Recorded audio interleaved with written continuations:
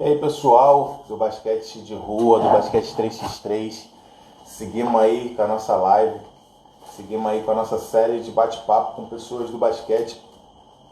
E como sempre, eu gosto de falar o intuito, né, dessa live, desse bate-papo, que às vezes parece um pouco repetitivo, mas o nosso intuito, o meu intuito, né, principalmente, é poder falar do basquete 3x3 nesse momento de quarentena, do basquete de rua, porque depois que tudo isso acabar, galera, vai ser muito difícil as coisas no nosso país, nós sabemos. Eu acho que é o momento de nós nos unirmos em prol, enfim, do interesse em comum, no nosso caso o basquete de rua e o basquete 3x3. Então é uma forma que eu encontrei junto com alguns amigos de poder falar dessa modalidade para que mais pessoas conheçam o esporte e que nós juntos possamos criar mais maneiras e recursos para o basquete 3x3 acontecer. No nosso 3 é feito por nós, atletas. Então é a minha contribuição aí, poder falar disso, encontrar mais amigos que possam falar disso para a gente conhecer mais. Beleza? E aí? Aí, irmão, Beleza, cara? tudo certo. Satisfação aí te conhecer assim, primeira vez, né? Bater esse papo aí dessa maneira, mas tá valendo. Oh, que isso, Leandro. Antes de mais nada, agradecer a oportunidade, não só pela equipe Rio do Sul Basquetebol 3x3 estar presente nessa conversa, mas em toda a comunidade da modalidade aqui do sul do Brasil, né? Está numa crescente bacana e o objetivo com essa live e demais ações que a gente vai fazendo é justamente esse: mostrar a modalidade para todos e mostrar que é possível. Exato, exatamente por isso eu resolvi entrar em contato com você, porque eu tenho acompanhado as redes sociais, né, o Facebook também, né, e eu vejo que vocês se movem muito na questão de realmente divulgar o 3x3 aí no Sul e no Brasil inteiro, né, sempre divulgando também outros tipos de movimentos relacionados ao 3x3. Eu acho que o caminho é esse, né, eu acho que quando você encontra pessoas que também se importam em fazer com que o 3x3 cresça, né, e ajudando um ao outro, porque afinal o 3x3 ele só é o que é graças às pessoas que fazem ele acontecer, né, e são pessoas simples como eu, como você, que vai ali, junta um ali para ajudar ali, vamos botar um aro, vamos não sei o que, e afinal acaba sendo feito dessa maneira, né? Como várias coisas da nossa vida, do nosso cotidiano, o basquete 3x3, enquanto modalidade nova, às vezes depende de alguém empurrar enquanto motivação, enquanto mostrar que é possível jogar, fazer acontecer. Um dos papéis da equipe aqui no Sul justamente é esse. Antes de mais nada, encorajar as pessoas a ser um multiplicador, a ser um organizador, a ser um atleta, de alguma forma participar dessa comunidade nova que é a modalidade do 3x3. É. E você acredita nessa paixão? Acho que o basquete ele faz isso, né, cara? Uma vez que o cara se apaixona pelo esporte, ele automaticamente ele vê essas necessidades, né, de participar, de se mover para poder fazer as coisas acontecer. Ele mesmo já se coloca voluntário aí para poder. Você tem sentido muita a facilidade em encontrar pessoas, parceiros que estão dispostos também a ajudar? Como é que tá isso aí? Olha, eu arrisco a dizer que está, não facilidade, mas também não encontro dificuldades. Até porque você é um cara que mostra a modalidade enquanto mundo, talvez é o grande representante enquanto Brasil. Nós temos as grandes equipes acontecendo, a ANB fazendo grandes eventos na região de São Paulo, a CBB querendo fazer com que aconteça a modalidade também. A região sul, Leandro, tem grandes representantes, sabe? Por exemplo, nós temos a equipe de Pelotas, no Rio Grande do Sul, e a equipe do War Team, de Joinville, que são duas equipes que já participaram de World Tour, de etapas de World Tour. O War Team mesmo já participou de 2, 3, 4 etapas. Nós temos a equipe do NQS em Florianópolis, que tem, por exemplo, como um dos jogadores o Adriano Garay, que é os dois, né? O Adriano e o Adonis. São os irmãos da Fernanda Garay, do vôlei, e eles jogam muito bem, e acaba que eles conseguiram um vice-campeonato do Jogo das Estrelas da NB em São Paulo. Temos nós como equipe que mais é uma das equipes mais atuantes do sul do Brasil enquanto eventos oficiais do 3x3. Então, acaba que essas representatividades, esses pontos positivos, mostra e incentiva as pessoas a, no mínimo, procurar conhecer. Muitos deles não têm mais essa vergonha de mandar uma mensagem para perguntar: oh, e aí, como é que você faz? Como é que você consegue o apoio? Como é que você consegue a viagem? Então, essa troca de experiência e de coragem faz com que as coisas vão acontecendo de dia em dia. Então significa que existe um pouco de essa interligação entre os times aí do Sul, vocês estão meio que conectados de alguma certa forma, né?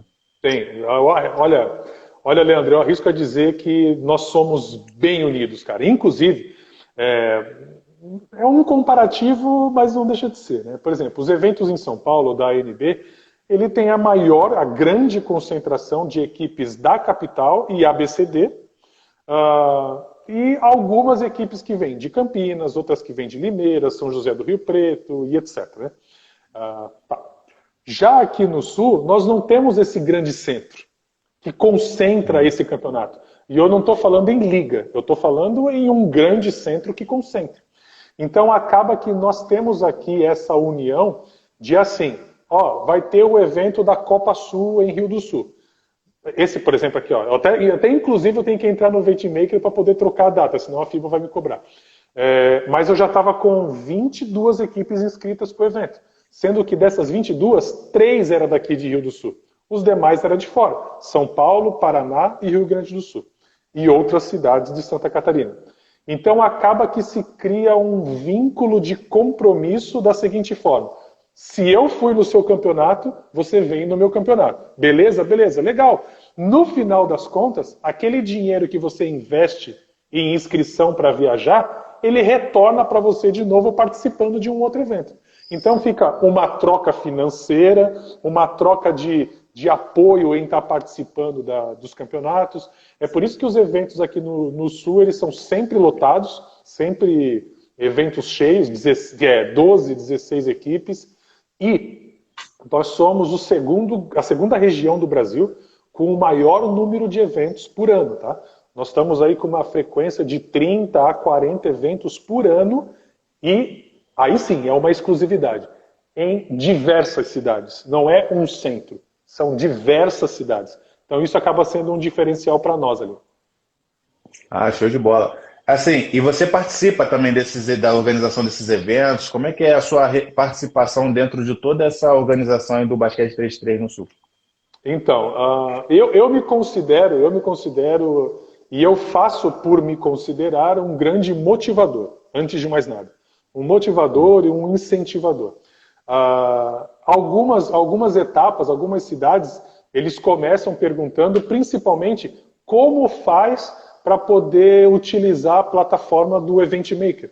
Eu, por exemplo, o primeiro evento deles, beleza, vai lá, eu encorajo, antes de mais nada, eu encorajo eles a serem FIBA, porque eles têm uma resistência, eu vou até te falar um relato, e vai muito da culpa tua, mano, que fica aparecendo aí no Instagram direto. Eles têm a imagem que é o seguinte: se eu for um evento FIBA, eu sou obrigado a ter aquelas tendas e ter aquele inflável grande da Wilson. Eu falei, não, cara, relaxa.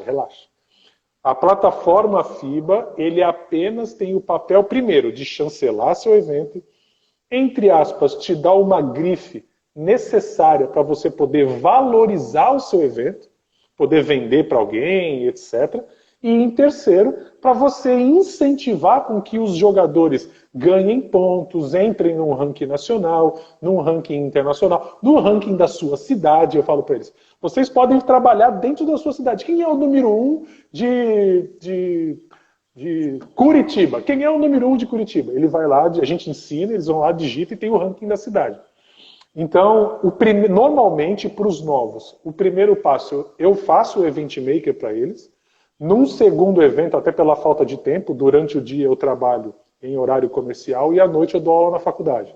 Aí já para o segundo evento, eu já oriento eles a estarem abrindo o Event Maker, preencher o Event Maker, cumprir com os prazos do Event Maker, porque senão, aí nós, atletas, somos prejudicados, né? Porque às vezes passa o prazo e o site não deixa você finalizar. Então, o meu papel é esse, é incentivar eles, fazer acontecer e encorajar a que eles organizem, façam FIBA e assim vai. E graças a Deus, o Sul está sendo aí uma grande vitrine para as outras regiões do Brasil. Nós temos contato forte com o pessoal do Ceará, nós temos um contato forte com o pessoal do Nordeste em si. Muitos deles, a rede social aproxima demais, né? Então a gente tem bastante contato com eles também. Eu queria que você falasse um pouco, já que você entrou nesse assunto das organizações, eu acho que é um assunto muito interessante, porque a gente não tem abordado isso aqui nesse bate-papo. Eu acho que a intenção do bate-papo é falar sobre tudo que envolve o 3x3, né? Também.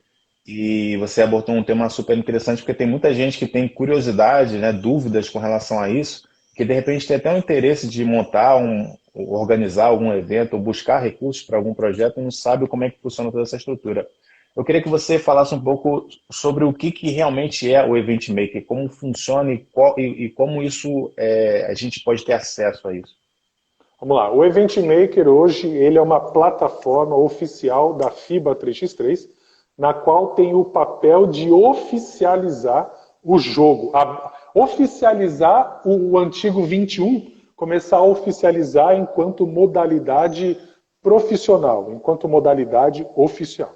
Com isso, a FIBA deu um salto enquanto popularidade, hoje se tornando a modalidade esportiva oficialmente uma das mais praticadas do mundo. Quando a gente fala oficialmente, é frente a números oficiais que o Event Maker oferece por meio do site. Meio de ranking, quantos participantes no mundo e etc. Nós sabemos que o surf é uma modalidade mundialmente praticada, o skate, futebol, futsal, só que essas entidades não conseguem numerar exatamente esses praticantes. Então a plataforma do Event Maker foi uma ferramenta que a FIBA fez primeiro para ajudar a difundir a modalidade de forma organizada, padrão, alinhada, e segundo, para a própria FIBA ter esse número oficial de praticantes da modalidade 3x3, e não do 21, em São Paulo tem uma brincadeira que a gente chama de carioquinha, e assim vai, entendeu? Se tornou oficial. E todas as pessoas que têm o seu perfil no site da FIBA 3x3 têm acesso ao Event Maker. Então, qualquer pessoa pode ser um organizador oficial FIBA 3x3. Eu, particularmente, não sou muito a favor disso, sabe, Leandro? Porque essa facilidade acaba banalizando algo que tem um futuro. Vou te dar um exemplo. Quando fala banalizar, eu posso abrir um evento para final de semana que vem, eu posso inscrever equipes, inscrever atletas, etc. E eu faço esse campeonato sem ter tido ele. E eu distribuo ponto para todo mundo. E não se tem uma fiscalização da FIBA frente a isso, entendeu? Tem ferramentas para isso acontecer, mas não se tem. A gente conta com a honestidade de todo mundo, etc. Mas a plataforma FIBA Event Maker é aberta para todos os que têm perfil no site. Entendi. Deixando claro para as pessoas, né, que estão escutando essa conversa, que o Event Maker é uma plataforma online, né, que as pessoas podem simplesmente entrar, se cadastrar dentro do ranking, né, da plataforma FIBA, ser um jogador, um atleta FIBA, e acaba tendo acesso a isso para poder organizar o evento, né, para poder saber os critérios que a FIBA exige para você poder ser um organizador de um evento FIBA. É super importante as pessoas saberem disso, porque afinal, pessoas do esporte em geral têm curiosidade sobre o 3x3, e essa explicação que você dá, que é perfeita, eu mesmo não tinha noção da quantidade dessas informações, porque eu sou jogador de basquete, então eu me foco muito nessa questão do jogo, e eu nunca tive acesso, e para mim está sendo uma aula, assim, praticamente. Uma aula aí. Até não querendo corrigir, mas o Event Maker é uma coisa. A plataforma FIBA 3x3 é outra. Quando a pessoa quer se inscrever enquanto atleta, ele entra no 3x3player.com. É isso. Aí você vai lá e você faz o seu perfil igual ao Facebook, etc. O Event Maker, enquanto evento, é um outro site. Você pode ir lá no Google escrever FIBA 3x3 Event Maker e vai aparecer uma caixinha de login na qual você vai escrever o teu login e a tua senha. E aí sim, você entra nessa plataforma de organizador. Exatamente. Eu já cheguei a acessar algumas vezes, porque eu tive conversando com algumas pessoas que tinham interesse, né?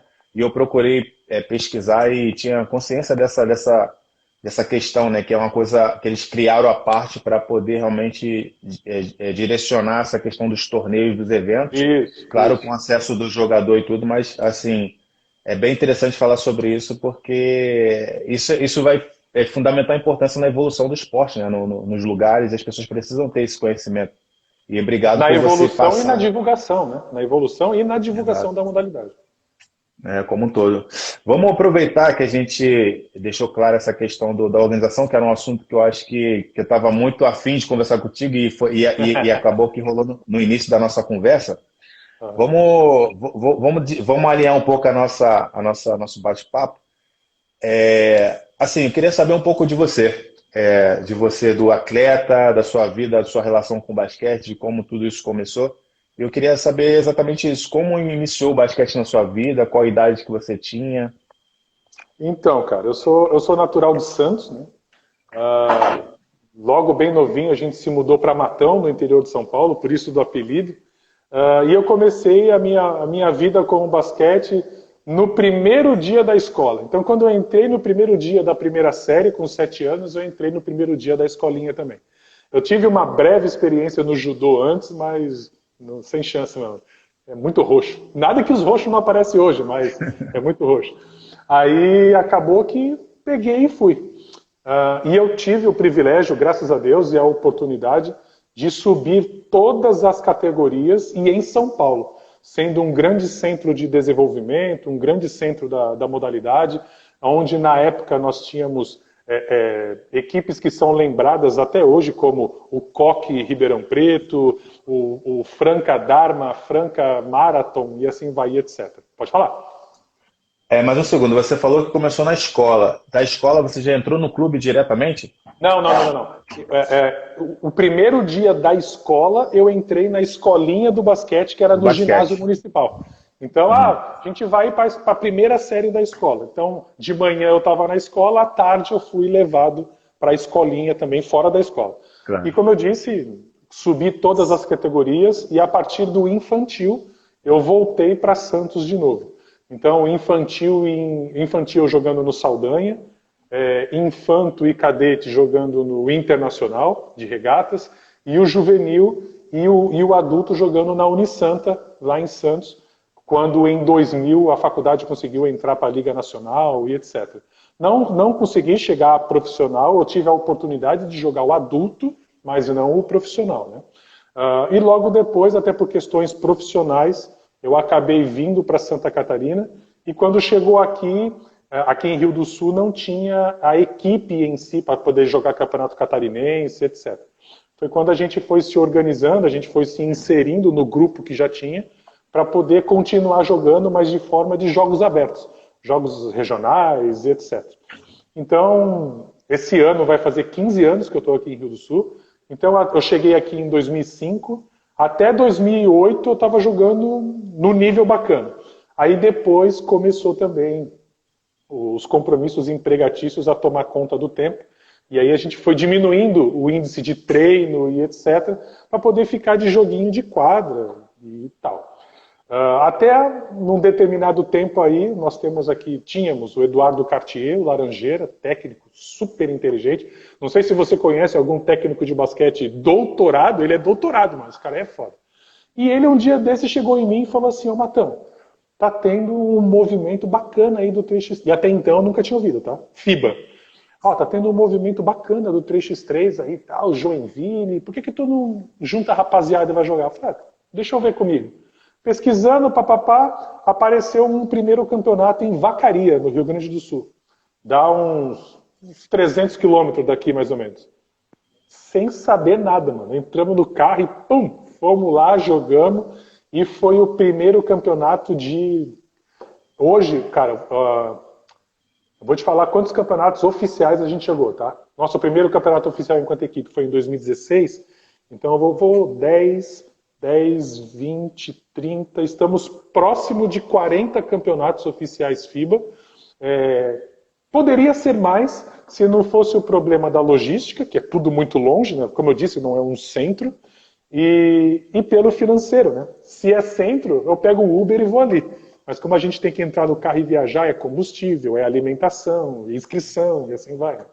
E o basquete entrou, cara. Começou em 2006, em 2016, oficialmente, a equipe Rio do Sul começou e estamos aí até hoje. Show de bola. Trajetória longa aí, né, no basquete aí, bem sucedida. Afinal, você conseguiu fazer com que o basquete participasse da sua vida do início até a maturidade, né, até se tornar um homem, até hoje, né, mesmo com a vida profissional, a carreira profissional, o basquete continua fazendo parte da sua vida. Interessante isso. Eu queria fazer uma pergunta aí com base nessa tua trajetória intensa, né, com o basquete. Você viu basquete de todos os tipos possíveis, já que o basquete fez parte da sua caminhada toda. Você lembra de ter participado de algum torneio de 3x3 antes das organizações FIBA? Esse de Vacaria, ele não era FIBA. O Douglas, que ele é de Vacaria, hoje ele está morando em Torres, no litoral gaúcho. Ele também. Não sei como é que chegou nele o lance do basquete 3x3, tanto que esse campeonato aí, cara, acho que tinha 23 times. Cara, o campeonato começou, era 8 da manhã e foi acabar quase 7 da noite, assim, ó. Um jogo atrás do outro, duas tabelas pegando que nem louco. E beleza, no final das contas deu certo. Mas até hoje, às vezes o que acontece é que assim, ó, uma cidade anuncia um campeonato. E por qualquer motivo, 20, 30 dias antes, eles cancelam. E a gente fica sem o calendário do mês. E a gente gosta de todo mês estar jogando. Até porque a gente tem patrocinador, tem apoiadores com a gente, tem a prefeitura que apoia, nós temos a mídia local, que é um apoiador nosso também. Então a gente gosta de estar sempre presente na vida do pessoal.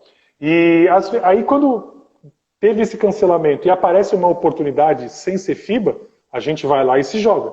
Aí a gente tenta ser o menos invasivo possível para não querer se meter no campeonato do cara, sabe? A gente vai lá, joga, o que der, deu e demorou. A gente não tem esse preconceito de jogar FIBA ou não jogar FIBA.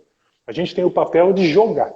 Lógico, prioridade FIBA, porque hoje nós somos uma equipe FIBA que preza pelos pontos e busca eles como objetivo, mas se aparecer uma oportunidade legal de jogar sem ser FIBA, a gente está jogando também. Pois é, mas pelo que você me contou, esse campeonato ele aconteceu antes de você iniciar a sua carreira com o time, com as competições FIBAs, ou não? Ou eu entendi errado?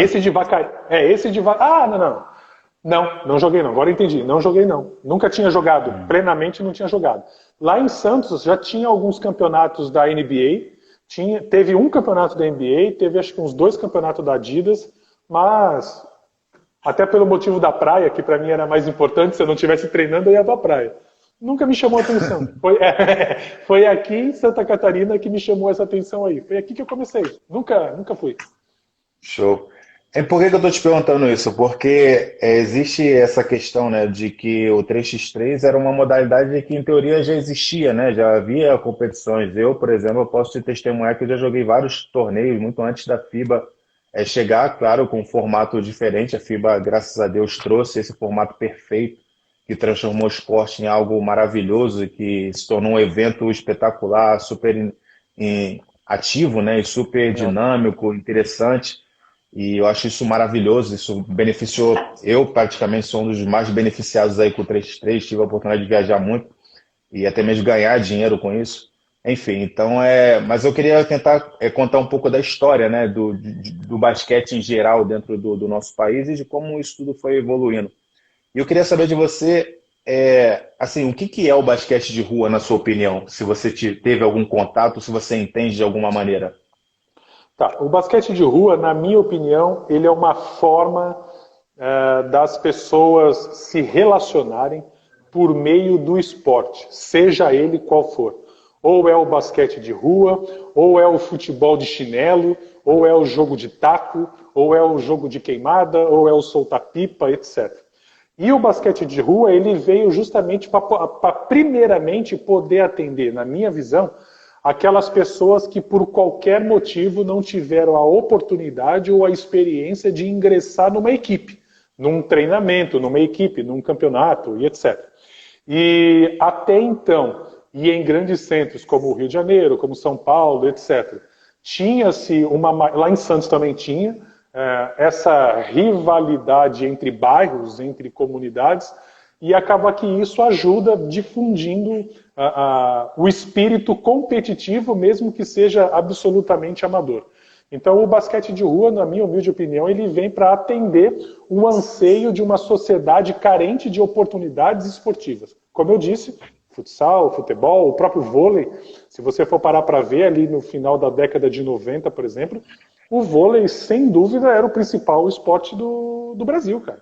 E todo mundo que tinha um portãozinho de 2 metros ali, cara, era 3 de um lado do portão, o outro do outro lado do portão e jogando. Precisou de uma referência para poder difundir a modalidade.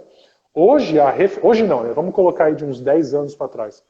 A referência do basquete de rua era a NBA, era o Campeonato Brasileiro de Basquete, depois migrou para o NBB. Agora não.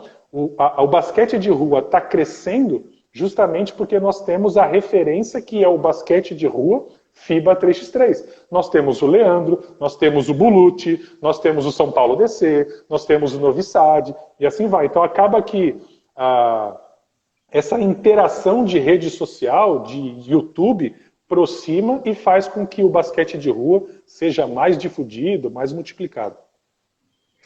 Então você acha que tem sim uma relação entre o basquete 3x3 e o basquete de rua? Tem.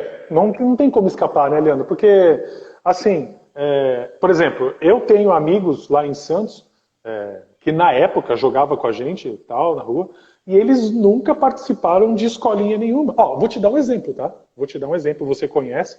O Guilherme Rojas, lá da equipe do Santos, o pivôzão, a gente jogava... Cara, eu conheço ele, mano. Ele e a família dele. Ele, o Toninho, que é o pai dele, o Matheus, que é o irmão dele. Desde pequenininho, mano. A gente tinha uma quadra no lado da linha do trem, lá em Santos, e ele começou a se interessar pelo basquete jogando com a gente ali na quadrinha da linha do trem. Depois que ele percebeu que ele estava começando a ver que ele tinha condição de jogar, foi quando ele começou a ir atrás do Internacional, ir atrás do Santos, do Saldanha, e virou o monstro que é hoje, cara.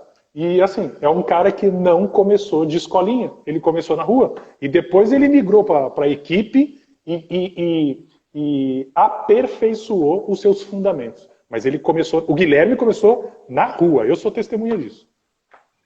Aí você abordou um assunto super interessante, né? Você vê que afinal existe uma necessidade, né? Você colocou muito bem dessa questão da carência dos atletas que não conseguem aceder à alta cúpula, né, do esporte, ou às elites, ou às federações, e encontra no basquete de rua um certo refúgio para você poder continuar fazendo aquilo que você gosta, ou até mesmo encontrar meios de evoluir, né, as suas qualidades para alcançar realmente essas exigências, né?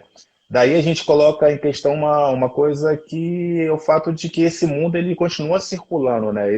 O basquete de rua, esse ambiente, ele continua ativo até hoje, ele continua adotando esses rejeitados, né? Ou esses talvez incapacitados, eu não colocaria porque ficaria muito, muito, muito forte, mas essas pessoas que em teoria não têm acesso, né, aos clubes. E eu acho que é um espaço de importância, né, na nossa sociedade, porque da mesma forma que ele resgata essas pessoas que não conseguem aceder, elas preparam essas pessoas para outras funções também na vida em geral, e também se tornar um atleta. Então, quer dizer, é autossuficiente porque ele se move de maneira entre eles, né, e dá recursos para outras pessoas alcançarem outros objetivos, como foi o do próprio Guilherme aí, com seu ponto de vista, né, como foi o meu também, né? Assim, me deu recurso suficiente para poder alcançar um nível e alcançar os meus objetivos como atleta. E é um assunto que eu acho... Só querendo completar isso que você falou, o esporte de clube, o esporte de equipe, ele só não ensina a você a competir. Todos sabem os princípios que o esporte insere na vida do jovem até chegar ao adulto. Por isso que hoje ainda é e sempre vai ser uma das grandes ferramentas de tirar jovens da rua, da droga, todo aquele movimento social.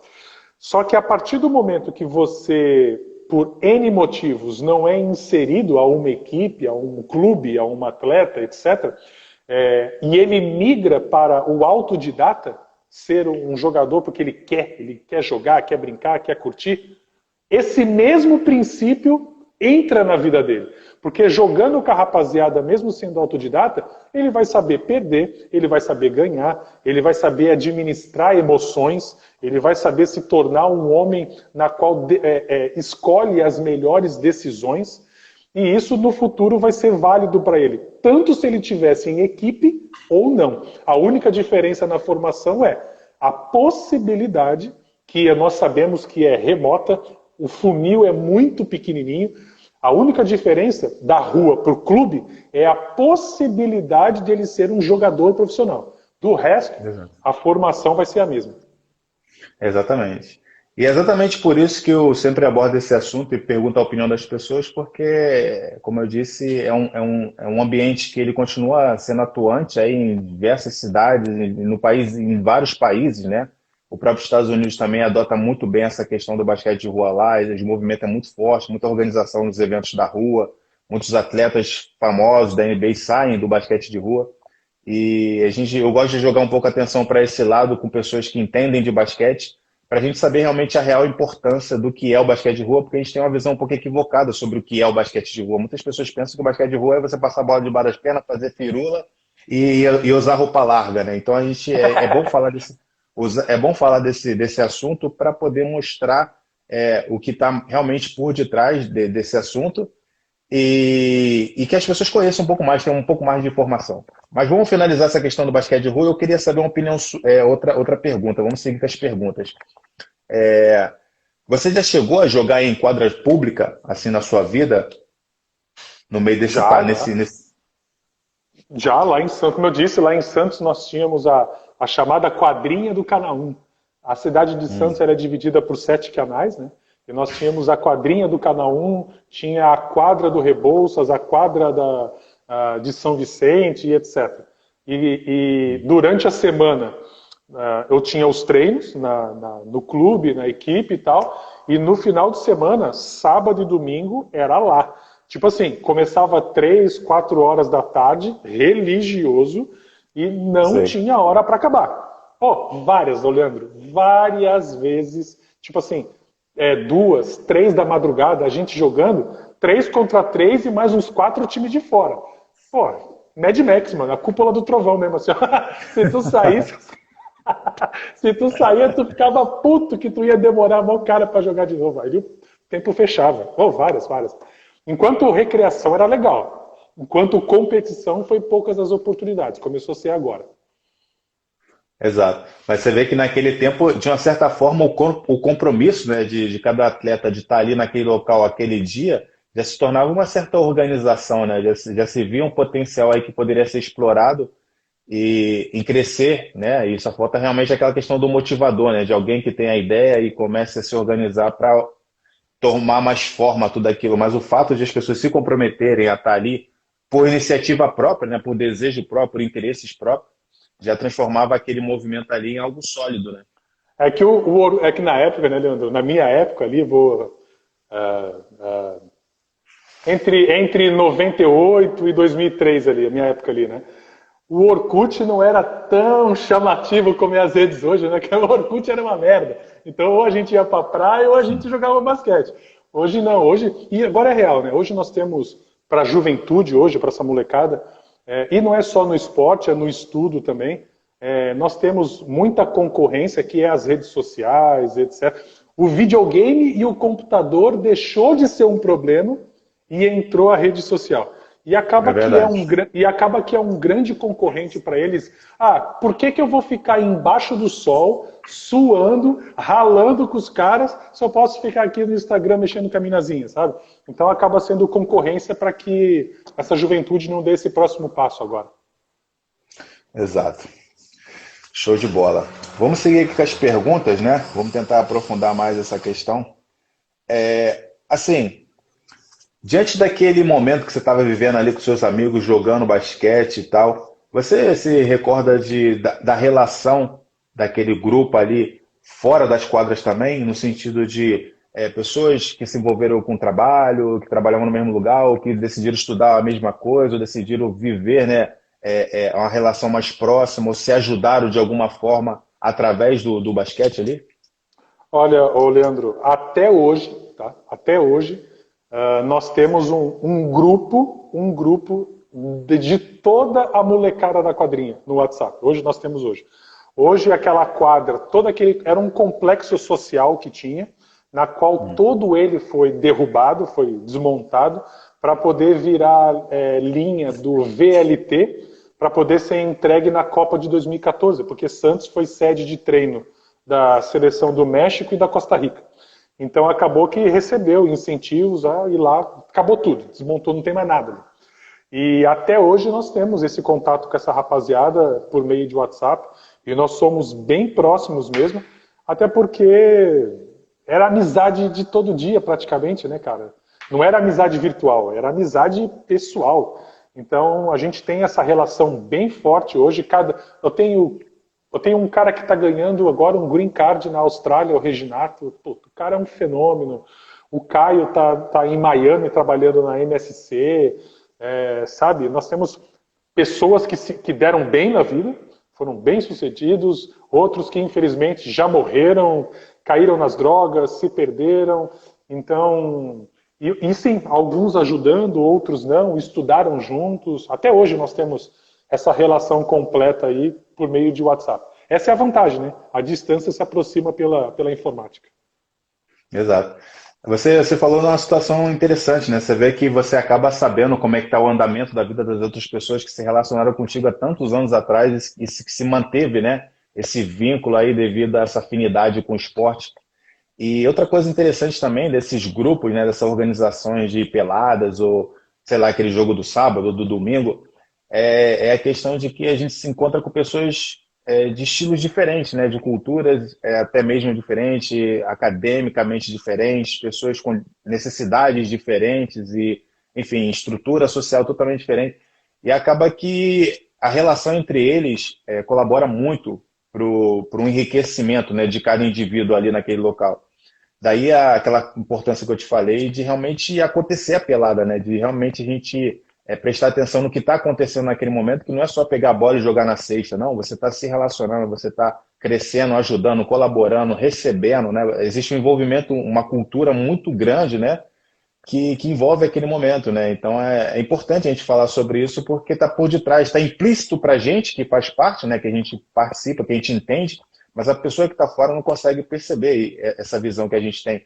E isso, na minha opinião, também faz parte do basquete de rua, esse mundo do basquete de rua, né? Essa relação e essa autoajuda, essa suficiência, né? Autossuficiência.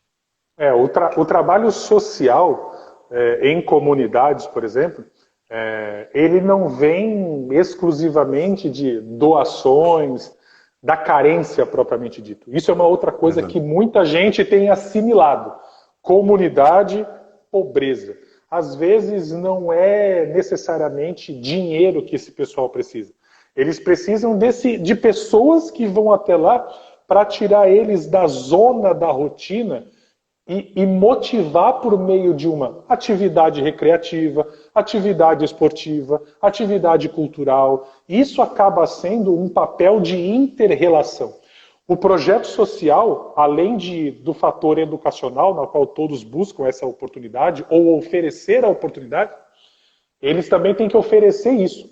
E você consegue trazer essas pessoas para ele, enquanto líder motivador, e fazer com que tenha essa inter-relação pessoal, troca de experiências. A palavra moderna de hoje, que é o network. Por causa do telefone, as pessoas se conversam pouco, se relacionam pouco. E o vizinho não sabe o que está acontecendo com o outro, não pelo lado da fofoca. E sim, se ele está precisando de alguma coisa, daquele fato da violência da mulher e você meter a colher, ninguém sabe, porque fica no celular. Isso a época tinha. A gente jogava o basquete ali, cara, mano, ô Leandro, várias vezes, cara, era socão na cara, de maluco, eu juro por Deus, cara, o cara andando nas costas e o cara dá assim, ó, pum, o cara cair no chão, acabou o jogo, cara, a gente ia pra padaria, tomar um Guaraná e sair arrotando pela rua, molecada, mano. E o que falta hoje? Isso Obrigado. falta. Exato. A gente precisa outra vez despertar, né, essa paixão, né, nessa molecada aí, falando um pouco dessas histórias, porque isso também motiva, isso faz mostrar ao mundo que eles não conhecem. Na verdade, eles não têm essa Lógico. relação entre eles.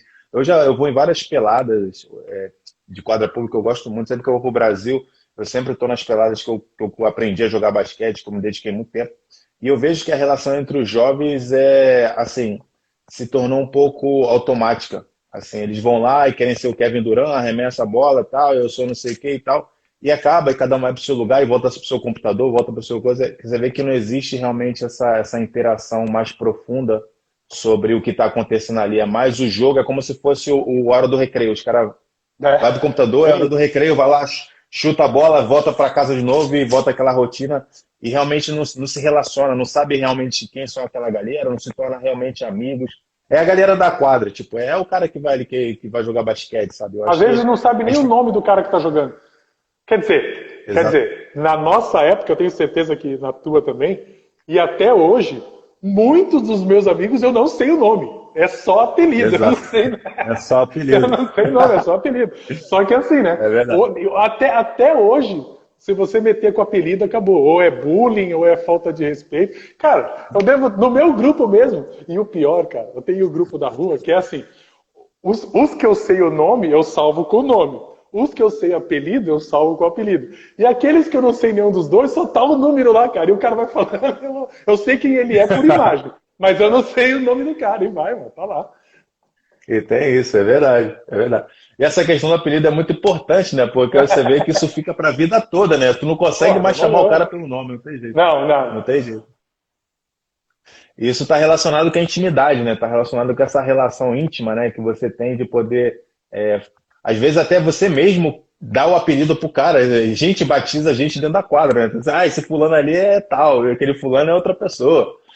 Tu O já que batizou falta na alguém? juventude, o que falta na juventude hoje, ô Leandro, eu tenho uma palavra. O que falta na juventude hoje é iniciativa. O que falta na juventude é iniciativa. Quando se fala iniciativa, cara, é o simples fato de você sair da tua casa quando você era moleque. Eu tenho certeza que você faria isso, fazia isso. Que tu saía da tua casa e tu não tocava campainha ou batia na porta. Tu saía gritando: Ô Paulinho! Ô não sei o quê! Sabe? Tu tinha a iniciativa de chamar a molecada para brincar. Hoje não tem. Exato. O cara não tem iniciativa nem, se não para isso, para nada. Esse é o problema da juventude. Falta de iniciativa. Até porque as pessoas, como você disse, as pessoas estão muito ocupadas com a internet, assim, as pessoas já pensam, não vou incomodar, às vezes o cara chama também, o cara também, tô aqui fazendo alguma coisa, as pessoas estão muito ocupadas com nada, né? As pessoas estão Pois sempre é. muito ocupadas com nada produtivo, então acaba que também desanima, desmotiva algumas pessoas que fazem isso. Mas vamos lá, vamos seguir com Vai. as nossas perguntas. Agora a gente vai entrar no âmbito mais técnico do jogo. Opa, Vamos entrar no 3x3. Assim, bora. na sua opinião, como jogador, como analisador do jogo, como um cara que já vive a experiência da quadra, que tem esses conceitos aí, vê também, pelo que eu percebo em você falando, que você tem uma visão sobre o basquete também lá fora, da Europa, como os caras jogam. Qual seria o biotipo técnico, físico, as qualidades técnicas e físicas do jogador ideal do 3x3, na sua opinião? Perfeito. Primeiro ponto para mim.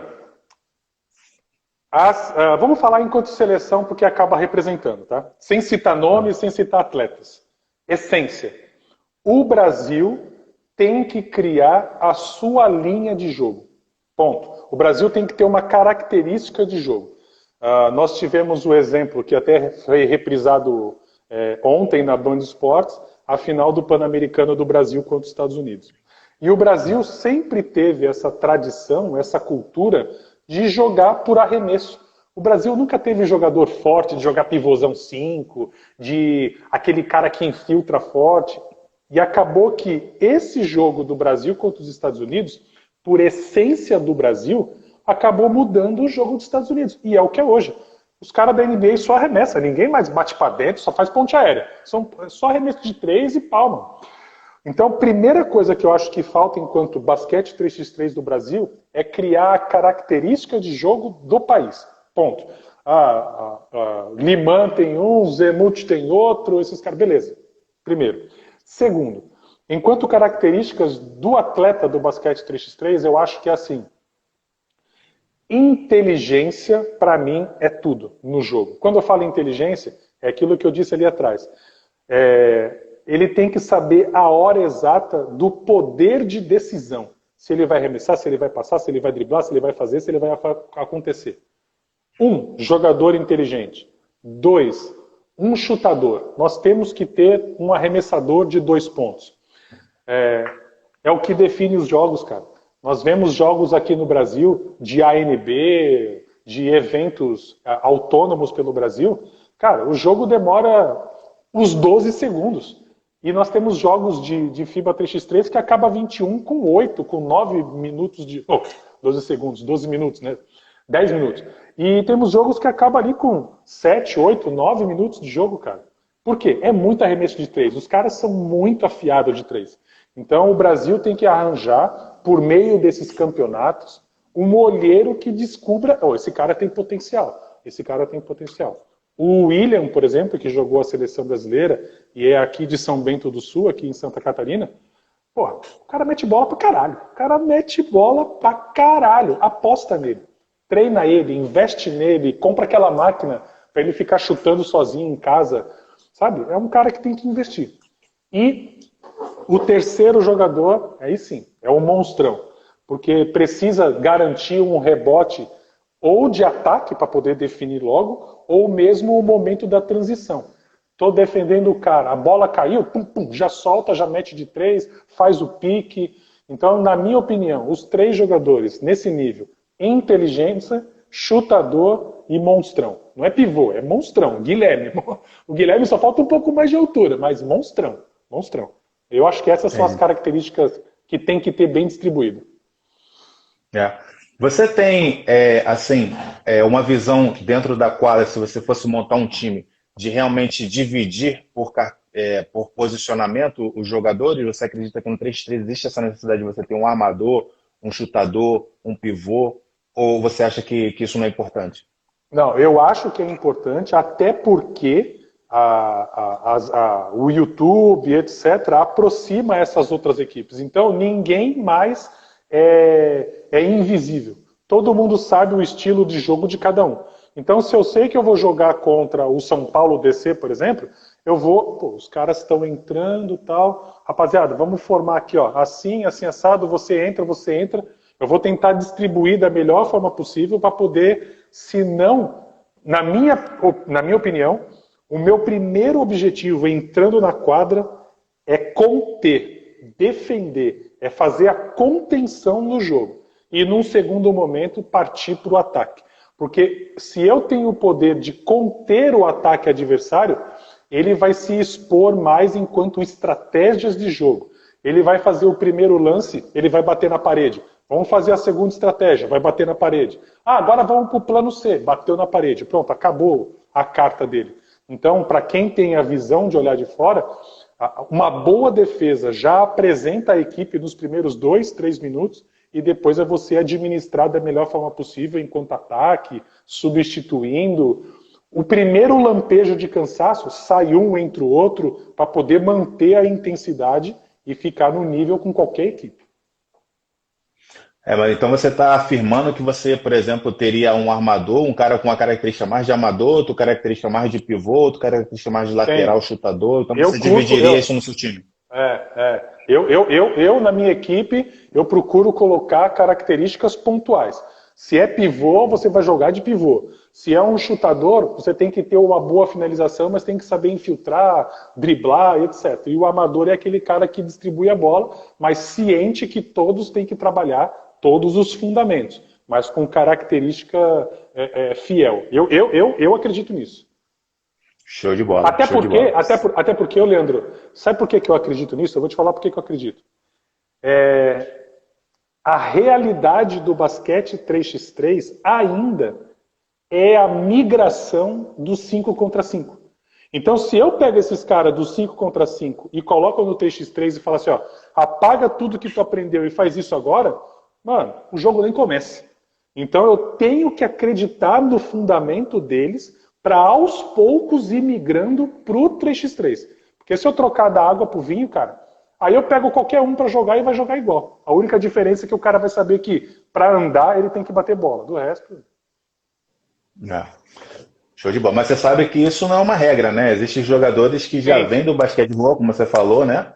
E que já tem essa certa familiaridade com o 3x3, porque você sabe que nas quadras públicas, você mesmo falou aí, contando a sua história, que você também fez parte de grupos que jogavam, né, o 3x3, porque o 3x3 ele surge de uma maneira, de uma necessidade, né? De você chegar numa quadra pública, não ter gente suficiente para jogar, e você ali com aquela galera, você vai jogando com o que dá, porque nem sempre tem 10 para jogar, às vezes tem 4, tem 6, e aí você vai, né?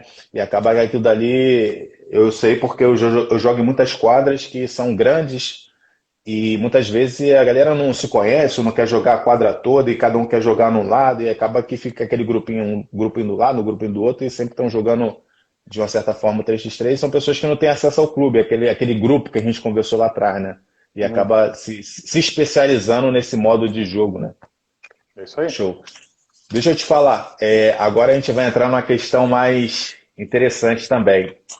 Eu tenho conversado com muitos amigos e eu sempre faço uma pergunta com relação à seleção brasileira. Ô, Leandro, agora eu tenho que tomar cuidado porque minha esposa entrou ali, ó, Lili Timóteo. Porra, mano, agora eu tenho que tomar cuidado. Eita, eita, ferro.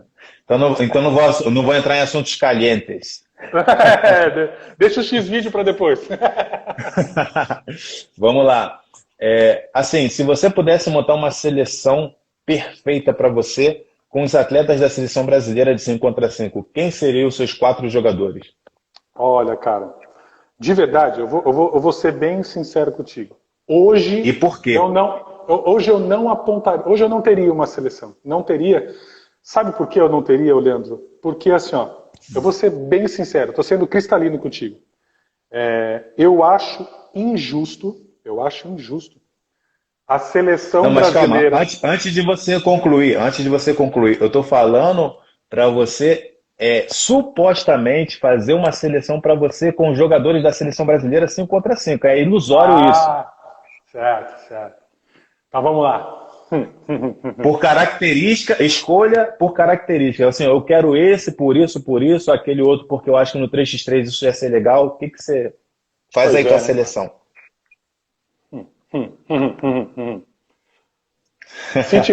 Se tivesse jogando ainda, tá? Se tivesse jogando ainda. Uma pena que se machucou, tão novo. Mas ele tá no meu time. Thiago Splitter seria um que estaria no meu time. Um pivôzão grande. Isso. Super inteligente. Cara, ele é muito inteligente. O Thiago é muito inteligente. A gente tem assim, ó, se tiver algum pivô aqui vendo, tô brincando. Mas tem aquele desde sempre que pivô é burro. E não é, cara. Pivô, na minha opinião, é a posição mais bonita de se jogar no basquete. Pô, o cara sabe girar, sabe fazer acontecer. O Thiago Splitter estaria na minha equipe fácil. Thiago Splitter, como um monstrão. 2, eu colocaria o Alex. Seria aquele chutador, talvez não com tanta eficiência, mas ele tem culhão de pegar a bola e meter. E forte. O cara consegue decidir, consegue trombar, consegue fazer, coisa que o basquete 3x3 tem muito, né? Eu acho que não deveria, mas tem muito desse de contato e etc. E o cara inteligente mesmo ali, que para poder coordenar a equipe, porra, cara, não sei. Eu ficaria com 2. A princípio, o Splitter e o Alex são os 2 que tem na minha cabeça agora. Os outros 2 eu não teria agora, pegou de sopetão. Não saberia colocar. Porque senão eu estaria pescando qualquer um. Não saberia colocar. Alex e Thiago é o que estaria na minha equipe, com certeza. Show de bola. Agora, se você tivesse que montar um time para você, com os melhores jogadores que estão no mercado hoje no Brasil, todos eles, sem tirar assim, com a experiência que você tem, com os lugares que você jogou, com os caras que você viu pessoalmente, assim, tirando os seus jogadores, já vou te livrar dessa piaba aí, tirando os seus jogadores, tirando os seus amigos particulares, todos eles, Ó, pessoal, eu tô tirando os amigos aí, não pode escolher vocês estão excluídos. Quem seria os 3 jogadores que você convidaria para jogar no seu time? Pois é. Leandro seria um, Jefferson Socas seria Calma, dois. eu? Que Leandro? Eu? Não, eu coloco, você entraria no meu time, ou você faz parte dessa. Característica. Você entraria no meu Característica. time. É um cara, poder de decisão, muita força para poder jogar. Acaba que às vezes essa estratégia de você chamar muita atenção para o arremesso. Chuta, chuta, chuta, chuta, a defesa dos caras começa a subir. E precisa de um atleta forte e rápido para poder, numa oportunidade, eu fazer o movimento do arremesso e solto. Pum, um cara pega na passada e já emenda numa bandeja. Você quebra a estratégia da outra equipe. Leandro seria um, Jefferson Socas seria dois, talvez pelo mesmo objetivo. Ele é um pouco mais magro, mas ele é um cara que tem muito poder de decisão, muito inteligente também. Rodriguinho seria o meu número 1, lá do Rio Preto. Pago o pau pra ele, cara, habilidade, controle de bola. Não tô falando de idade, até porque idade é psicológico. O cara, pra mim, ele arrebenta. Eu acho ele um baita de um armador. E no meu time, entraria como um monstrão, entraria o Guilherme também. O Rodriguinho, Socas, Leandro e Guilherme seriam os meus 4 para poder fazer um campeonato. Show de bola, show de bola, show de bola mesmo. Maneiro. É bom que você ficou aí em dúvida aí com os jogadores da NBA, com os jogadores do Brasil. Você é bem exigente. Ó, já que deu a oportunidade de escolher, né, mano? Só faltou o dinheiro para contratar, do resto tem. Show de bola. Cara, eu queria que você me dissesse, a gente já está aqui, não sei quanto tempo a gente está, mas já deve estar quase perto de acabar. Eu não sei se, assim, eu tenho outra live, mas eu posso até falar com um amigo para ele segurar um pouquinho a onda, aí a gente pode continuar se você quiser. Eu fico ao seu critério. Como é que tá a sua vida aí? Como é que tá o seu tempo? Já tô sentado. O copo de água tá cheio aqui, pode ir embora. Show de bola. Então vamos lá. Assim, você hoje, qual é o campeonato ou o título ou o momento do esporte que foi mais importante na sua vida, assim? Que você lembra, que te marcou como atleta, que te marcou como pessoa? De que forma o esporte aí te trouxe uma satisfação, uma sensação incrível que você nunca tinha sentido antes? Cara, eu tenho uma passagem minha, Leandro. Cara, esse dia eu peguei pro pessoal, sabe? Eu levei no pessoal. Era no juvenil, lá na Unisanta. E eu fiquei praticamente um ano inteiro. Eu tinha vindo de uma lesão de cirurgia de joelho. O primeiro semestre inteiro eu praticamente não joguei. Muito treino, muito treino. E o segundo semestre eu estava pleno em condição de jogo e eu sempre era preterido na equipe. Sempre ficava de reserva e etc.